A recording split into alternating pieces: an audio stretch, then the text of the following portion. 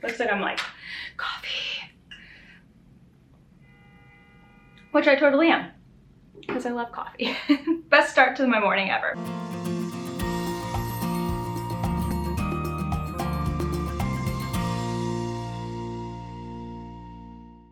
Hey everyone, it's Natalie, also known as Knitty Natty. Welcome to episode 106 of the Love and Stitches podcast. Today is Wednesday, June 2nd, 2021. It's a brand new month. I can't believe it's June already. It's almost summertime officially, because I'm pretty sure summertime is like June, mid-June to September, right? The seasons are always like baffling to me because I don't know, it's different everywhere.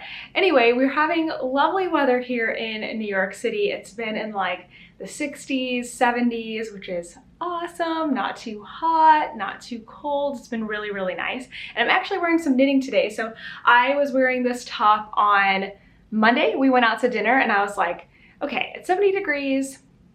But it's starting to get dark outside. Like, what do I wear? I've gotten rid of all of my cardigans, my store-bought cardigans that are lightweight. And so I'm like, I don't have any more lightweight cardigans to wear with my tank tops. I could wear a short sleeve sweater. So I pulled out this sweater that I made in like January of 2020, I think. And this is the TEGNA by Caitlin Hunter. So it's just a really simple top with lace on the bottom. And I can't remember I think it was spun right round that I used. It only took 2 skeins in this size. And it's got like, you know, a good amount of room and everything. So it's a really comfy top. I absolutely love it. And it was fun to knit as well. I love doing a little bit of lace. So I decided to put this back on because I was like, why not? I'll wear something for the podcast today. Even though, I need to remember to turn off my air conditioning because that will get really, really loud. But yeah, it gets a little hot in here with all the windows and stuff. So I'm gonna stick it out and wear my sweater, but then I'm going back to my t-shirt after this. Okay, so let's go ahead and just dive right into some whips. Oh, it's actually morning. So much better in the morning, you guys. I've got to start making it a priority to record podcasts in the morning. I'm on my second cup of coffee, and not really because I filled it up to here, drank it down to like here, and then refilled it again. So I have my coffee with me today, which is great. I'm pumped, I'm ready. Let's podcast. Okay, so I have a couple finished objects, little tiny ones, but I finished 2 mini yarn cozies this week. So the first one is this one that's just like the ribbed version. It's the 20-gram mini yarn cozy. And then the second one is the mock cable version. I just finished this one this morning. I was weaving in the ends before I started. See, I wove the ends in there. I was weaving in the ends, talking to my mom on the phone, like right before I got started here. So I just finished that one. And inside I just have the leftovers. I'm not sure what I'm gonna do with these leftovers, honestly, because this is like a silk wool blend. And I'm not really sure if I'm going to save these for like my scrappy projects or not. I haven't decided yet. So I have been making, so those 2 I finished this week. My goal is to do 1 a week. And I was able to get 2 done this week. I've been working on them during my 30 minutes of knitting in the morning, where I hop back in bed after doing some stuff and eat my breakfast, drink my coffee, and knit. It's really nice. So I have made quite a few of them, not in the past like week or anything, but just over time I've made quite a few of them. I'm trying to make a rainbow set of these 20-gram minis, and I only have 3 left to do. So this yarn is from like Sun Valley Fiber Company, and it came in a pack, all these cute, beautiful minis like this. At first I was planning to make a sweater where I had like gray as the background and then like little skinny stripes, and I just realized I probably wasn't going to do that, so I might as well make some cozies, and I started that last summer, so it's time to get it finished up for sure. So next I'm going to be doing a blue one, and then I'll have this dark purple, and then the final one will be this I don't know what you would call it, like raspberry color, because I've already made the brighter pink one, and I'm just alternating every other one. So one is ribbed, the next one is cabled, and I just keep alternating them. I tried to find the colors for the ones that I just made, and I'm pretty sure, I'll do better next week, but I'm pretty sure this one is called Canopy, which is cool because it's like a foresty green color. And then the teal, this probably has to be one of my favorites next to pink. I just threw all of the labels into the bag, so I don't really know what color this is, but my guess is it's either Bazinga Blue, that's what this one says, or Cousteau, maybe? I don't really know. But I got these so long ago, I'm not even sure that this dyer is still around, to be honest. But I will try to I want to get at least one done for next week. But if I really work hard, maybe I can finally finish out this project for good. That would be really, really nice. So there's my finished object for this week and some upcoming whips. And then I have been working diligently on my 2 sweaters. The first of which is my summer sorrel. We are finally into purple. So I started fading into purple this weekend. We had a little road trip and that's what I worked on the whole time in the car, is fading this purple in. So you can see it's all faded in. Now I'm just working with purple and yeah, I'm excited about it. Okay, so Summer Sorrel is a pattern by Wool and Pine. All the details for all my projects are linked below on Ravelry. And I've got like my size, and I think I haven't put my modifications in there yet because I'm going to do some A-line increasing, but at least all that's in there. So yeah, it's turning out cute. So I believe I said this last week, but if you're making a sorrel sweater and you're fading, keep an eye on the fade because you can clearly see, whoops, so sorry about that. Lost you there for a second, had to change the battery on my camera, even though I checked the battery and it was full. So I guess you're lying to me, camera, but we'll figure it out, no worries. Okay, so what was I saying?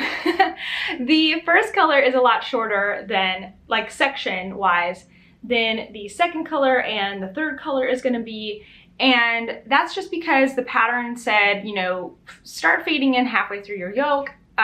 So I did, and I wish I hadn't. If I made this again, I would not do this. So I am putting it out there. If you're making this pattern and you're fading 3 colors, consider the entire length of your sweater first. So like in the pattern, it gives you measurements for the yoke and the body, and you can take that and divide it into, you know, subtract out the 2 times you're gonna fade, because that's gonna be like a couple inches there, and then divide the rest by 3, and then you'll know exactly how long you need to knit each of the colors. I should have done that, but no, I was like, I'll just do the fade the way that it says in the pattern, which is still fine, but I really wish I had more of this first color because I love it.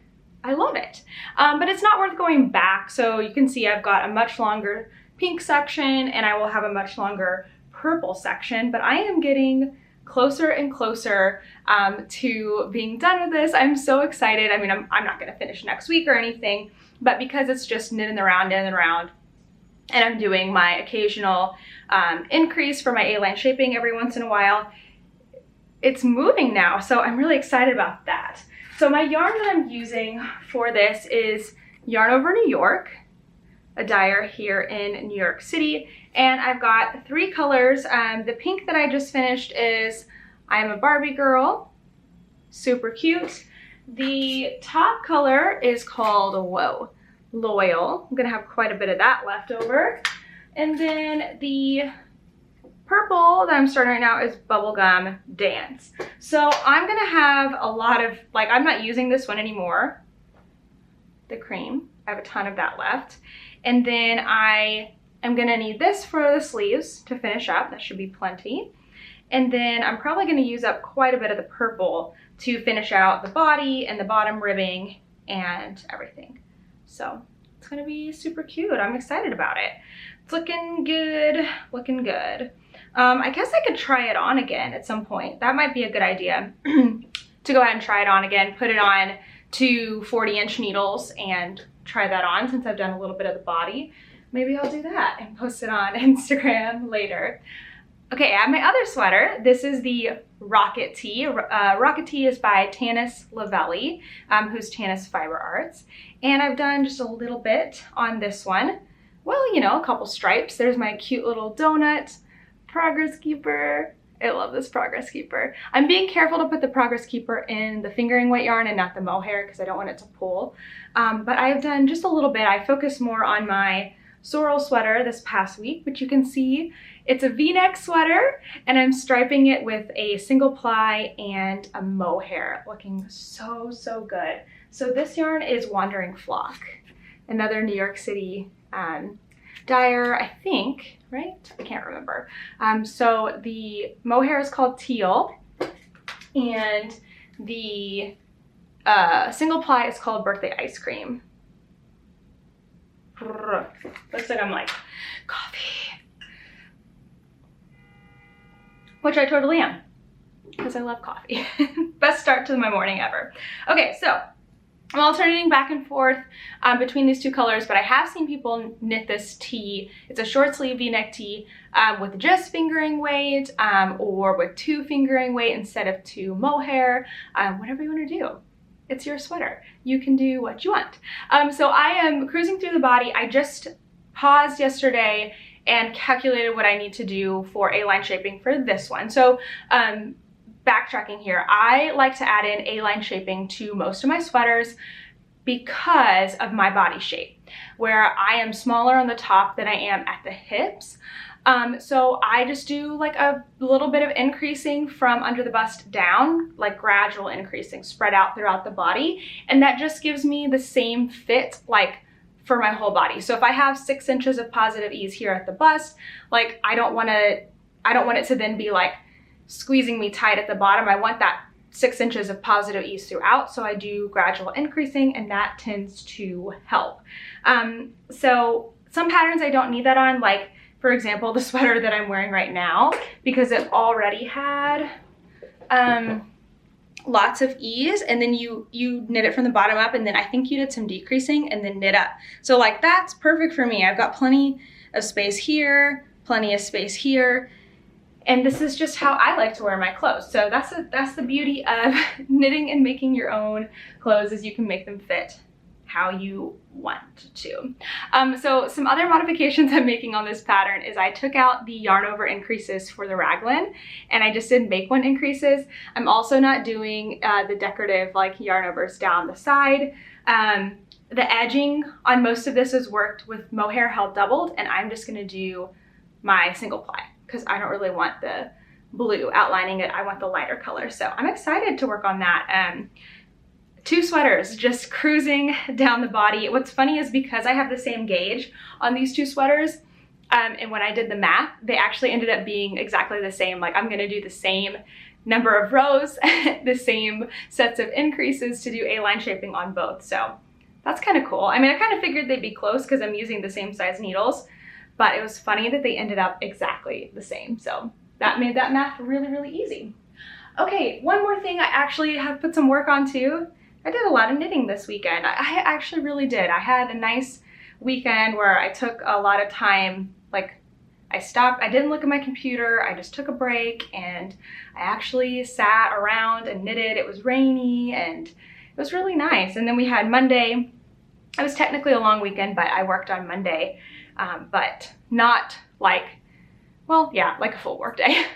But because Monday was a holiday, it made it like easier to take a break throughout the weekend too. Okay, I have finally put some work in on my String of Hearts socks. So String of Hearts is a pattern by MADDIE HOBBS. It's a beautiful cabled sock pattern, and I had both of my socks at the cuff for like weeks and weeks because I wanted to figure out how to do cable without a cable needle. I've done it before, but not in a long time.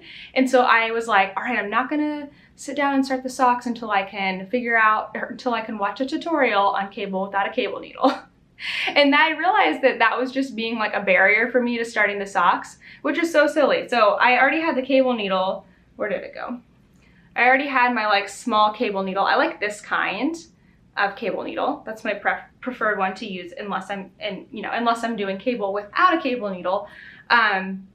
So I was like, you know what, forget it. Summer sock camp started yesterday, even though these don't qualify because I had already started them. I just, was feeling inspired to work on socks. It was the first of the month. I didn't have another pair of socks going. So I'm like, you know what, Natalie, get over it. just start cabling with the darn cable needle. It is fine. So I did, and so I've done one repeat of the beautiful heart cable. It'll come together a little more as I do more repeats. I've done one on each sock, and yes, in case you were worried, because I was too, I made sure that they're on the outer side of the socks. The pattern tells you to do this, but I was worried that I would start both socks and like forget to make them opposites, make them right and left, and I didn't forget. This is why I like starting both socks at the same time. So now they're established, and now I can work on them in tandem, you know, do the leg on one, do the leg on the other, and so forth. So I did that yesterday. We had like a little summer sock camp cast on party and cast on party Zoom, and so that was really fun, and I worked on that. One set of cables I did during the first little party, and then the second one I did during the second party, and I have to say it's a really addicting pattern. It's super fun. I'm using, oh, that's probably pretty loud, and that hurts. Okay, I don't see my label, but that is Arkansas Yarn Company's yarn. So Lori, who owns Arkansas Yarn Company, the shop, is also a dyer, and her company is called Arkansas Yarn Co. So when you go to the shop, you get to see all of their stuff, but you can also order from them online, which is so awesome. I love that shop. Oh, and the base is an 80/20, so I'm using a size 2 needle. After I do another cable repeat, I'm going to try it on and just make sure that, since I've gone up to a larger size needle and then I've reduced my stitch count, just making sure that it's going to fit me, because I know with the cables it shrinks in a little bit. So my normal stitch count would be 60 on a size 1, and I'm doing 56 stitches on a size 2. So if I was just knitting around, that would probably make the sock too big, but since I'm doing cables, I think it's going to work. So I need to try that on before I proceed, because I don't want to make a whole pair of socks that's way too big. That would not be any good. Okay, cool. So coming up though, I have some future plans for knitting. I am going to start a pair of vanilla socks here before the next podcast, so I will show you guys those. I've got some new yarn I'm going to show you here in just a minute that I bought this weekend. I'm really excited about. And you know what? I'll just show it to you now. Why wait? Why wait? Okay, so like I said, we went on a little trip this weekend and we ended up at a yarn store. And so of course I had to get some yarn. It's actually a yarn and fabric store called Beetle and Fred in Beacon, New York. I almost said North Carolina. And so I got, I like to get these little wooden gauges, even though I don't use them and I don't display them. I don't know what I'm doing. I just like to collect them, but I think they're so cute. And that one was particularly cute by Katrinkles. And then they had a lot of Stitch Together Studio, which was really cool. And the Stitch Together Studio was in like this beautiful wooden chest, like the drawer came out and the skeins were all stacked beautifully. It was so nice. And each of these were like, I think they might be like club yarns or something, because they had dates on them. So there was like May 2021, April 2021, March 2021, February 2021. And I was like, well, that's really cool, but I did really like this color. So I'm gonna wind this up here after I get a nice little picture of it. It's called Irresistible, Irresistible, like an iris. Irresistible, Irresistible. It's a really pretty color, so I'm gonna start some vanilla socks for June with this color, because I think it's so bright and fun, and I need a pair of vanilla socks to carry around. Hopefully Kent will quiet that for us so you don't have to hear me sneeze. Sorry about that. But yeah, so that's coming up. And then the other thing, there is a new, it's been in the past couple weeks, Joji Locatelli has released this cardigan that I've been keeping an eye on. And it is a fingering weight cardigan. I believe it's short sleeve, it's long, open cardigan, and it's got like little skinny stripes in it. Oh my gosh, I might sneeze again. Oof. Yeah, note to Ken to take those out or quiet them so it's not quite so loud. Anyway, I really want to make this beautiful cardigan. I think I will wear it a lot here in New York because the weather is so much more mild. So I am going to finish one or both of my my current sweaters first, but like that's on the horizon, something that I want to make. I'm really, really excited about it, and I've been keeping an eye on it, and I think it's going to be a really fun thing to make. So I'm kind of like thinking, what color would be good? Like obviously it would be really fun to have pink, a pink pop for those little skinny stripes. I think hers is red, but is that practical? Should I do like more of like a lighter color and then like a gray, like a charcoal or something? What would you do? Let me know. But I really want to make that cardigan, and I think it's so pretty, so pretty. So that's coming up, fingers crossed, in the future here. All right, let's answer some questions. I am a little behind on questions, so I'm going to answer as many as I can today, but I will not quite get caught up. So continue to add your questions to the Ravelry group, Love and Stitches, in the Ask Me thread, and I will answer them as quickly as I can.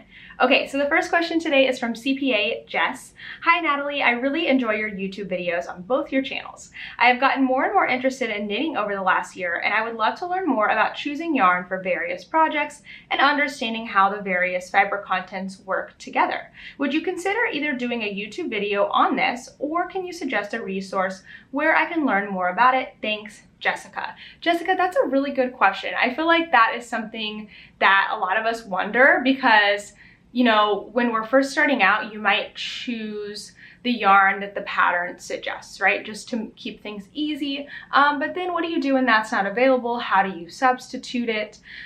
Then you start to get into like, well, at least for me, my journey was like, okay, I know I can substitute yarn based on gauge. If it's the same gauge, like for example, a worsted weight cotton versus a worsted weight wool, it should be fine. It should just exchange, right? No, I learned that that does not work. So I think that this is something, it's a skill that kind of comes with time, and I feel like I don't know everything about it, so I feel like I'm not the best resource, but I will do all that I can to share like my yarn choices and stuff throughout my vlogs and podcasts and everything, and like why I chose certain things.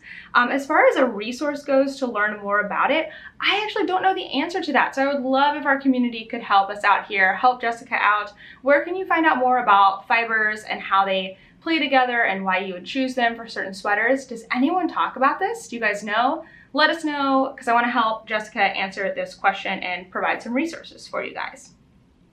Next question is from Fiber Fox 2. Hi Natalie, I love your show. I really love your whimsical progress keepers. Do you have any specific shops that you purchase from? If so, can you share the names or links? Also, big hugs to Toaster. Aw, we haven't shown Toaster yet today. Let's see. He's all cuddled up. Toaster? Hi, buddy. He's hanging out, listening to the podcast as always. Whoa, that seemed to get really crooked. We're not going to touch it. It's fine. It's fine. Okay, so I love my progress keepers too. I'm quite enamored with progress keepers. Like, they're really addicting for me to buy. So I have two people that I most consistently buy from now. Some of my progress keepers are from different makers than these that I've collected over time, but mostly right now I get mine from two different places. Simply Serving here in the US, her name is Lindsay. Simply Serving HK, I think, is her Instagram, but I will link her Etsy shop down below. And then the other place I've been getting a lot from recently is Deladino, and I think it's Deladino. I remember I asked her how to say this when we collaborated, and I've already forgotten, so I'm so sorry. But Deladino, yes, she is out of Mexico, and so her progress keepers, they are like, her ideas are so good. I've actually got an order right now. I placed a couple weeks ago, but it will take some time for them to get there or get here. But let me tell you, 1,000,000% worth it. They are so good. I can't even wait to get those in the mail, and I will share them with you here on the podcast when I get them. But those are the two places that I mostly buy from right now, because they're makers that I know make them like by hand, and I feel really good about buying from them. Plus they make really adorable stuff. So I'll link both those shops. Go check them out. They're both amazing people. All right, next question from J. Marie, I think. Hi Natalie, I watched you on and off for about a year now. I am not really a wool person. I love cotton and cotton blends. Do you have a cotton or cotton blend that you might suggest instead of wool and wool blends that you suggest for your skinny can cozy and other patterns that are meant to absorb liquid and sweat off an object? I'm new to knitting, but I do crochet, which is where I picked up my love for cotton and cotton blends. However, I'm used to working with 3 and 4 weight cottons, and I don't really know where to start for a fingering weight cotton. Thank you for your time and all the effort you put into your videos. Oh, thank you so much. Okay, hold on. Coffee break. Okay, so that's a really good question, and I actually spent like 15 minutes, which I guess is not that much time, but I was like, you know, usually it doesn't take me but maybe 15 total minutes to put my podcast notes together, and yesterday I spent like 15 minutes just on this question trying to research this because I was kind of shocked how little there is out there like of fingering weight yarns that are not wool blends. So wool is a very special fiber. It has a lot of properties that other fibers do not have. So wool is, it's so good for so many things. And I'm not saying like you need to like wool if you don't like wool. I'm just explaining why wool is the choice for certain items and like my #1 choice most of the time. So wool is naturally going to be like breathable. It is going to, when wool gets wet, it does not get super misshapen. It does not like, it can spring back, you know what I mean? Like wool springs back, it's okay to get wet, it still holds its warmth. I mean, there's like a reason that animals, like a sheep, has wool on itself and not cotton, which I know sounds like a dumb thing to say, but like that's the truth. Like there's a reason that wool is like an animal covering and cotton is a plant covering. But anyway, so wool has so many great properties, including like being stretchy, bounce back, and being good for if it gets like condensation on it, like for one of my can cozies, bottle cozies, etc. That's why I usually choose wool. Plus, it's a very popular option. It's quite easy to get at either a big box store or from an indie dyer. When you dive into cotton blends, there is more out there, but cotton is totally different. So I would not do a 100% cotton for the can cozies, because what cotton does when it gets wet is it stretches out, it gets very, very heavy, and it just like, it would probably just slide right off the can, to be honest. It's not going to do super great, but a cotton blend might be okay. And then I was also on the hunt for acrylic fingering weight, like 100% acrylic, because I think that could be a really good alternative to cotton, because it will, while it doesn't have all the properties of wool, it does a little better in terms of like withstanding moisture, but I really couldn't find anything. There's one yarn, it's Premier brand. They make a like wool-free sock yarn that's acrylic, and hold on, I wrote it down. It's a, where are you, notes? There we go. Acrylic, it's Premier brand, it's 93% acrylic and 7% PBT, which is a type of polyester, but I'm pretty sure it's discontinued, so that's not very helpful. Okay, so circling back to the cotton blends, there are several cotton blends out there, but I think what's going to be the best as far as a fingering weight cotton blend for the cozy is Knit Picks Comfy. It's 75% Pima cotton with 25% nylon. I think it was nylon. If it wasn't nylon, it was acrylic, but that should be enough of a synthetic to help, you know, counter the properties of cotton, where it just like absorbs all the liquid and gets really heavy and stretches out. So I think that would be a really good option. Plus they have a million colors. I love Knit Picks for that. They have tons of colors and it's super affordable. So that's where I would go. Knit Picks Comfy, 75% cotton, 25% acrylic. Okay, that was a long answer, but that would be my suggestion. All right, next question here. Oh, actually, let me go stop the, washing machine from beeping so it doesn't bother us. Sorry, my camera has a mind of its own. But I'm not really familiar with how to do any like bust shaping.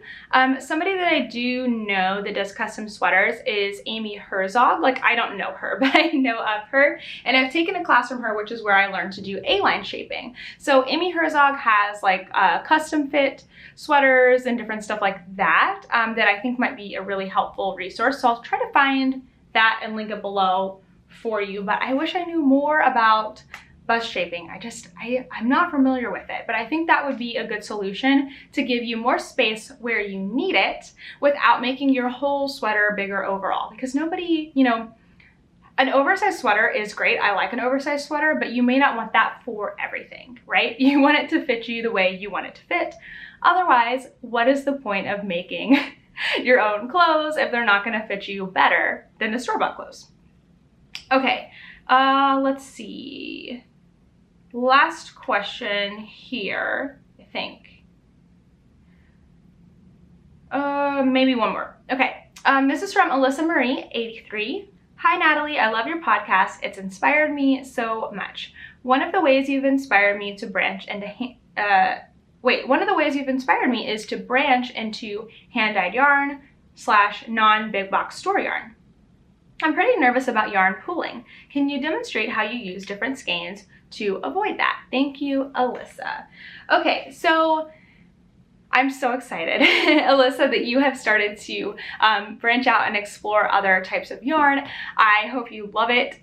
Once you go into that like world, it's hard to you know, come back. I think we're so lucky in this day and age to have access to so many amazing yarns, like literally from the comfort of our homes. You can online shop.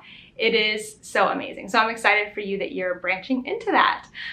So when you are knitting with hand-dyed yarn, there always is the risk of color pooling, which would mean that instead of the colors in the skein being spread throughout the piece that you're making, which is usually the desired effect, the colors will tend to like pool into one spot. So you might have like a splotch of purple, a splotch of red, and most people don't really like that. I mean, some people don't really mind, but you know, it's not as desirable, I would say. So there's a couple different things that you can do. One is be intentional about the type of yarn that you buy.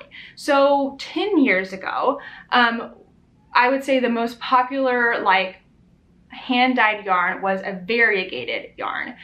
This is where the colors were dyed in so imagine a skein like this, and the colors were dyed in like splotches around the skein. So literally the way that it was dyed was colors were pooled together.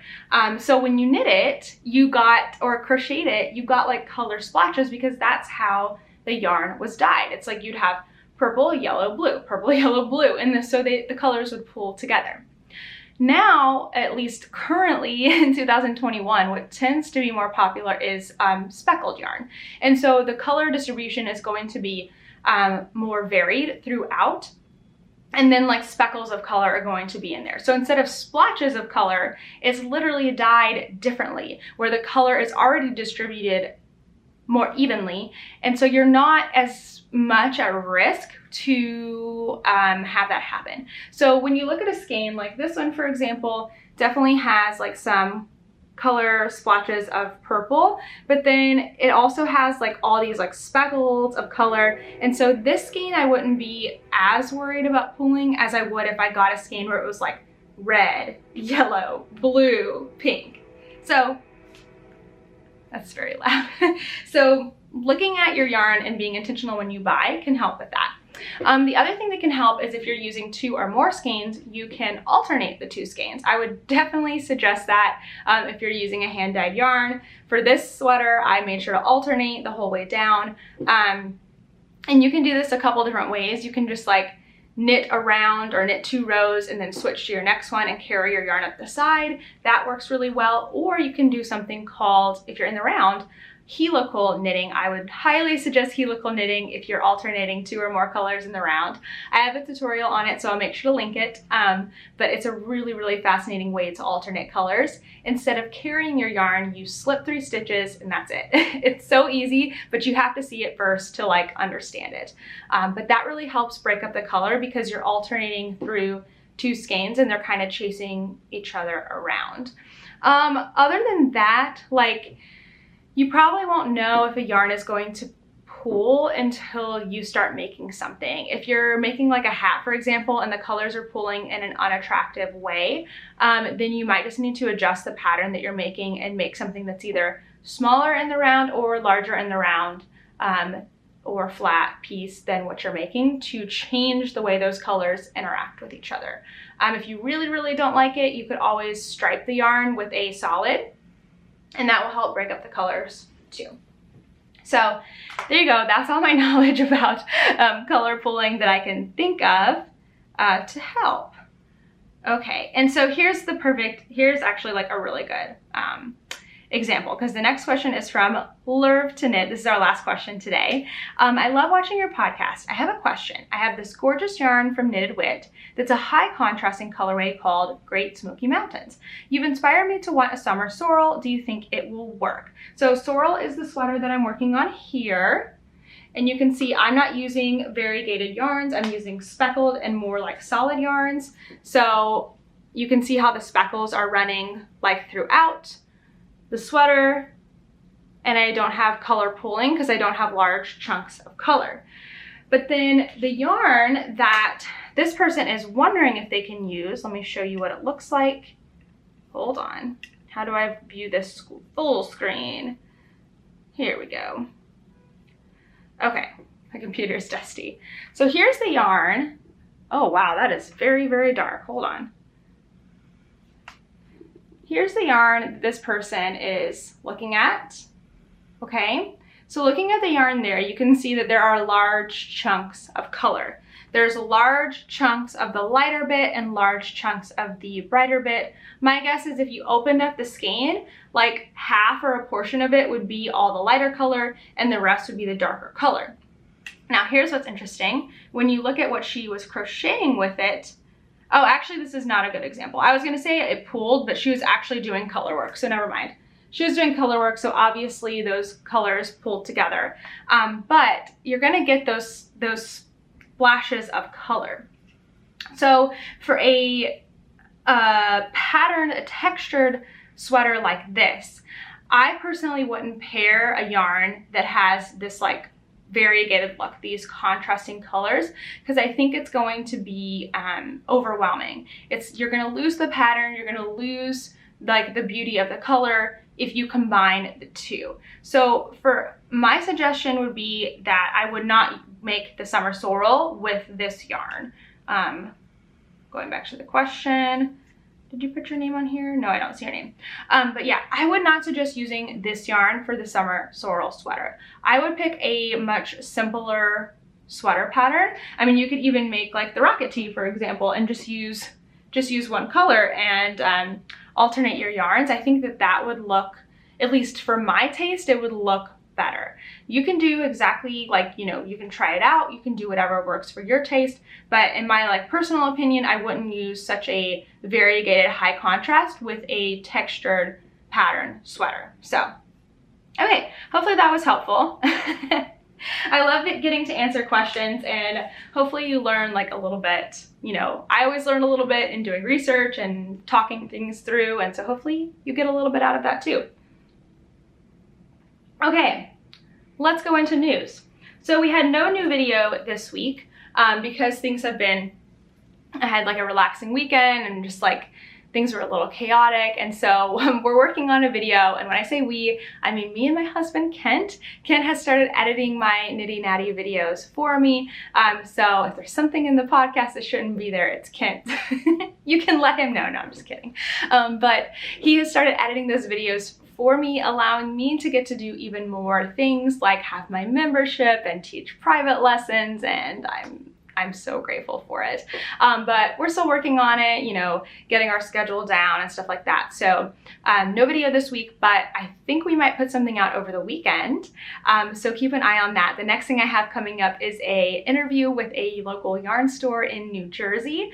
So I can't wait to show that off to you guys, and of course show you another yarn shop that is wonderful to visit. So wonderful, seriously. Oh, that reminds me, this yarn shop is starting their in-person knit nights again. They're, you know, restricted to a certain amount of people, and you have to sign up and have certain requirements so that it's safe. But in 30 minutes, that actually opens up and you can sign up for tonight because it's on Wednesday night. So I'm thinking about it. I'm thinking about going occasionally. I would really like to go knit in person again because I so miss sitting at a yarn store, meeting people in person and knitting with them, right? So yeah, I need to make sure I remember that in half an hour. But anyway, so no new video this week. The big news this week is that the membership has opened back up. The Love and Stitches membership, I won't talk your ear off about it. It'll all be linked down below, but it does close on June 3rd at the end of the day. So make sure that you are signed up. Like if you're watching this on June 3rd, make sure you get signed up ASAP. If you're watching it later, it will reopen in July 1st through the 3rd. So hang tight, it will be open again.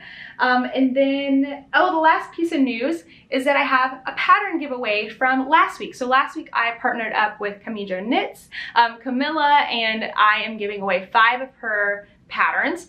So I have 5 random winners here that commented on last week's podcast, and I will put up your names here on the side. I just need you to email me.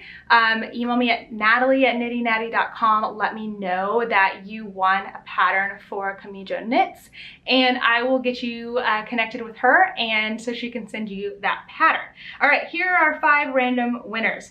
We have Liliana Rose, Sarah Jackson, Gina Belgrave, VIM Designs, and Kristen Essler. So if your name is on this list, send me an email, natalie@knittynatty.com, and I will figure out what pattern you want from Camijo Knits and send that info off to Camilla so we can get you your pattern. So it was so fun getting to collaborate with somebody again. I haven't done a collaboration in so long. So go check out Camilla's podcast and go check out her patterns. They're wonderful. All right. I think that's all the news. So life. Yes, it's been good. It's been good. We're really getting it together here. So yeah, I had such a wonderful weekend. It literally rained from like Friday to Sunday night, and I was 100% fine with it. The only difficult part was Toaster, taking him out and stuff, but he was a trooper and he did a good job. I'm thinking about buying him a raincoat because he hates the rain so much, and I ended up putting one of his like fleece sweaters on. He loves clothes, and I feel like that helped. So we could go out in a drizzle and he would still go to the bathroom, whereas normally he hates it. So I think that helped make him feel protected. So he might need a raincoat. Wouldn't that be cute? Anyway, I was excited for the rain because I knew that we didn't have that much going on, and I could just sit at home, watch shows, knit, and boy, did I. I think on Saturday I ended up sitting on the couch like for 3 hours just knitting and watching this show called Upload. It was really, really nice. And then on Sunday, we went with a friend. We've got a friend here that has lived here like his whole life, and he's been kind of really taking us around and showing us different things, which has been so fun. So he has a car. He picked us up, and we drove about an hour and a half-ish upstate to Beacon, New York, and we had some lunch. We went to a couple breweries, and they surprised me and this friend by taking me to the yarn store, Beetle and Fred. That's where I got the beautiful yarn from Stitch Together Studio and my cute little needle gauge. So that was really exciting. I was excited to get to go to yarn store. It's part fabric store, part yarn store. So that was really cool. Yeah, but we had just like a great time over the weekend. It was super, super nice. And coming up, my brother is going to be coming to visit us for about a week. So we're kind of getting our house like all, you know, we should have had it in order because obviously we live here and we want it nice for us. But when you have somebody coming, it's like an extra motivation, right? So that takes me into bringing me joy because I have this really silly thing that is bringing me joy this week. And that is that I finally did something that I've been putting off for months, well, weeks maybe, that took me all of like 3 minutes. So I want to say that because I want to encourage you, if you've been putting something off for months and it's literally something that's going to take you minutes, go do it right now. You will feel so much better. And that thing is that I finally figured out how to put in a maintenance request at our building. So for a couple of weeks, we've been dealing with a broken dishwasher door. So there are springs in your dishwasher door and like hinges and stuff that help it, like you can like push up your dishwasher door, not close it all the way, and it will just like hover, right? Or when you open it up, it like doesn't fall down, right? Those can break. And then you learn how very, very heavy a dishwasher door is.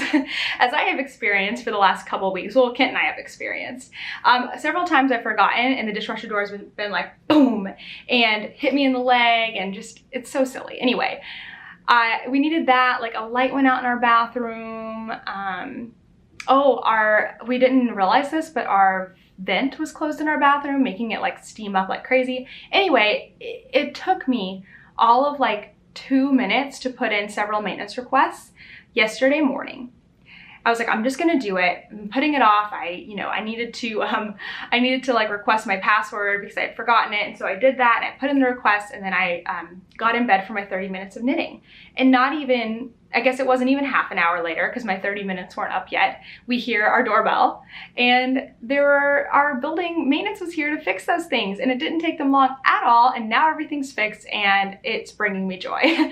So that's why I say if you're putting off those things, come on, just do it, get it done. Give yourself like one thing you're putting off every day, 5 minutes, get it done, okay? It's not gonna take you that long and it builds momentum to help you get even more things done. I do this to myself all the time and if you do the same thing, you're not alone. But I'm encouraging you today, go do that one thing you've been putting off. I promise you're gonna feel so much better. Make the phone call that you need to make to that company, whatever you need to do, get it done. So yeah, that's bringing me joy. We're getting it all together. Finally. We'll get it. I'm excited to have people come and visit us. June is going to be a really fun month. Oh, another announcement. I don't want to forget. June 12th, we're going to be doing a live. I have still not decided if it's going to be Instagram or YouTube. I don't know which one would be better, honestly. It might be Instagram. It might be YouTube, I don't know, but either way, on Saturday, June 12th, it's Worldwide Knit in Public Day. I'm going to be taking you to Central Park and we are going to do a live knit in public. It's going to be at 11 a.m. Eastern time because I have a softball game at noon. So it's not going to be for a super long time, but I'm really excited to go do a knit in public with you guys. So yeah, mark your calendars, June 12th, Saturday, June 12th at 11 a.m. Eastern. Worldwide Knit in Public Day. I will figure out whether it's YouTube or Instagram beforehand, so you'll know where to go. But it's gonna be really fun. All right, I think that's everything. Yes, I'm gonna get all cleaned up here, get my yarn wound up to make some more socks for summer sock camp. It's gonna be a good day. That scare you, Toaster? All right, guys, thank you so much for watching, and I'll see you in the next one. Bye.